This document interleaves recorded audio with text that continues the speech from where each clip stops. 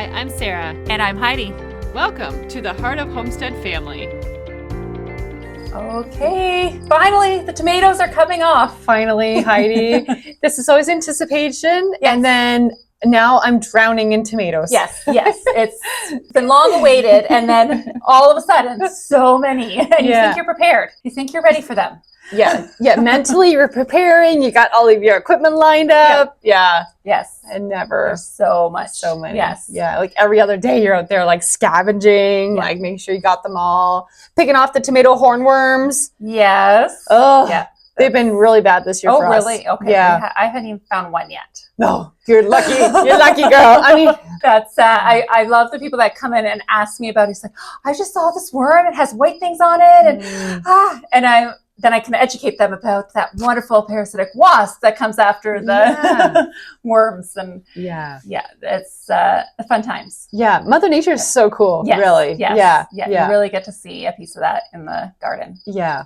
But whether you are growing tomatoes or you are finding a local source for tomatoes, there's lots of good tomatoes out there right now. Yeah. And we want to talk about the different kinds of tomatoes. Mm-hmm. Because there's indeterminate and determinate, which indeterminate is they will just grow like continuously, right? Yes. They'll over like a month or something, a few weeks. Yeah, the fruit, you mean, will ripen over time. Yeah.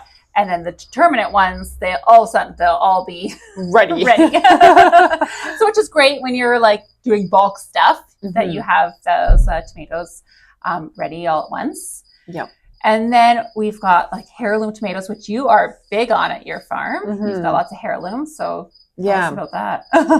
Yeah, that's a really fun one too. We grow like 20, 25 different types of open pollinated heirlooms, and it's really fun because you get to try all the different kinds, and I don't know, they're just really fun to grow. They don't always produce the amount of tomatoes that you really want if you want looking for a bulk.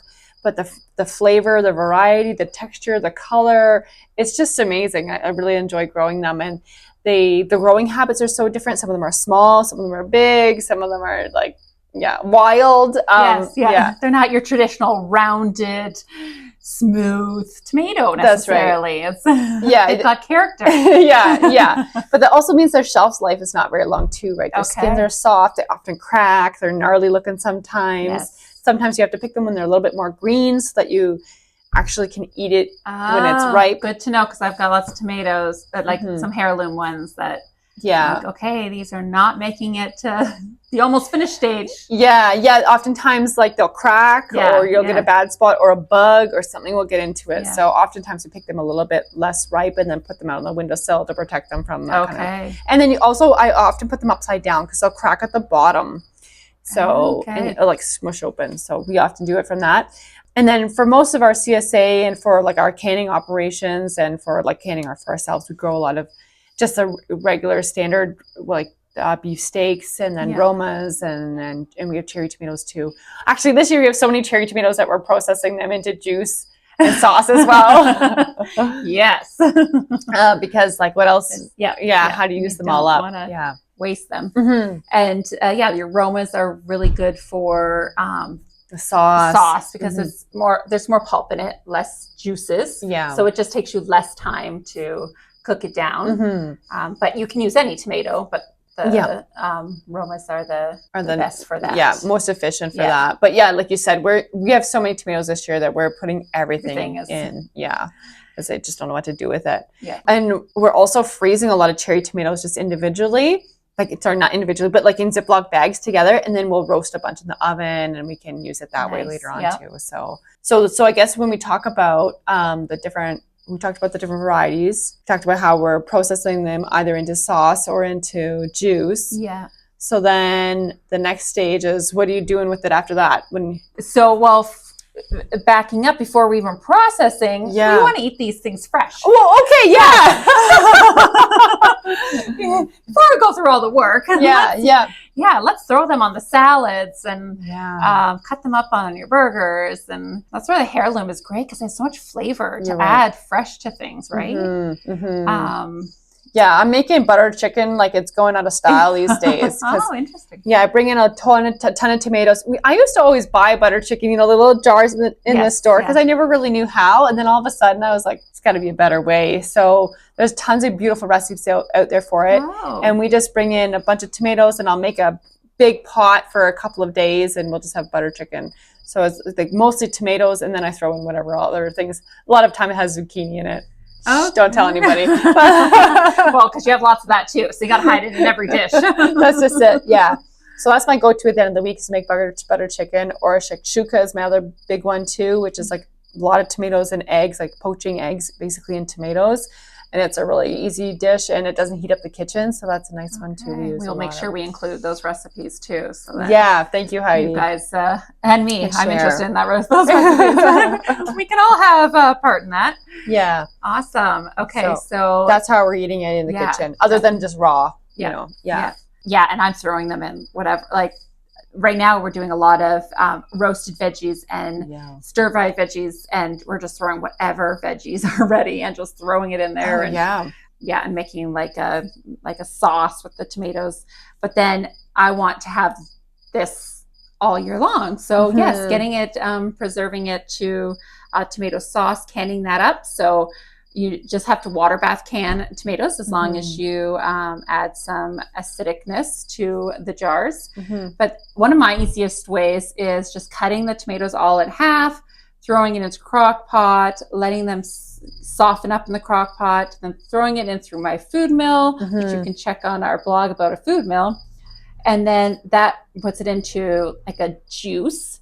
And then you just cook it down even more to evaporate those the water and make it into whatever consistency of sauce you need. And then you can it up. Yeah. And it's nice and quick. And if you don't want to can, if you don't know how to can, you can just put it in bags in the freezer. Yep. And then it's ready. Or if you don't even want to process your tomatoes right now, just put your tomatoes in the freezer bags whole. Yes. Yeah. Put them in whole and then deal with them later. Yeah, I just take the tops off. Sometimes I core them, sometimes I don't, if they're going in the freezer like that, and then deal with them later. Yes. Yeah, we're doing that too. We have to like, okay, how much time do I have today? Yeah. What can I accomplish? What is my fastest way of getting rid of all this produce on the counter? Yeah, a lot of times it is freezing. So, but right now we're using the food mill and we're freezing into like big 12-liter pails of juice, and then I'll process that into jars later because I don't have time to can it all. Yeah. But I can take it actually from the tomato form into a juice. So it's part of it. Part of it. Yeah. And then the mess is outside in the summertime when I have time and it's nice and warm out, and I'm not food milling in the wintertime getting tomato splatter all over the house. So nice. That's a good idea. Yeah. So that's what we're doing. And then we're dicing a lot right now for salsa. Okay. So that's the other thing is instead of we're going to try it this year. We've never done it in big quantities, but we're dicing a bunch. We have a food processor that dices too, so that's really nice. It's an expensive attachment, but when you do so much salsa, it's like it's worth it. Yeah. And then we're gonna freeze it diced already, and then I can make my salsas later too. So that's my plan. Nice. Yeah. Yeah, but we'll see how it goes. I'll report back. Yeah. Yeah, and you can go a step further and already put in all your other veggies in your sauce if you want. So that's like a spaghetti sauce is ready, or a pizza sauce, or a marinara, or anything. There's so much you can do with tomatoes and preserving it, whether it's freezing or canning. I've put some in the freeze dryer, so especially like your cherry tomatoes, I'll slice up and throw that in the freeze dryer. You throw them in the dehydrator, and then I added that to, like, it's a great like snack, but into our artisan bread as a tomato basil bread. And then you can also there's like tomato butter, tomato ketchup, like there's ketchup. So many things. Yeah, tomato jam people make too. Oh, interesting. Yeah, I make bruschetta, like canned bruschetta. I need really to do nice. That. Yes, that was on my to-do list. That's really nice in the wintertime, and you add a little bit of fresh basil, or even have basil in it, and then a little bit of feta. It's just the best. Yeah, I love that. That's a good idea. And stewed tomatoes. Yes. Chili sauce. Oh man, there's just so many. Yes. Yeah. And then with the ketchup, I've done that before.